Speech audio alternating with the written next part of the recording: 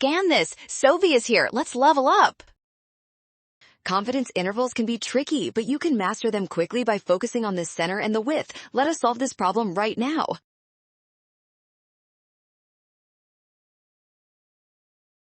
First, find the center of the 95% interval. Since the interval is symmetric, the sample proportion is the average of the endpoints, which is exactly 0.24. Boom! A 90% interval is narrower than a 95% interval because it requires less confidence. It must also be centered at the same sample proportion of 0.24. Check the options for a center of 0.24 and a width smaller than 0.24. Option C is the only one that fits both of these criteria. Smart move! Scan the code. You can learn better with Sophie. Avoid the trap of wrong centers and always remember to shrink the interval width.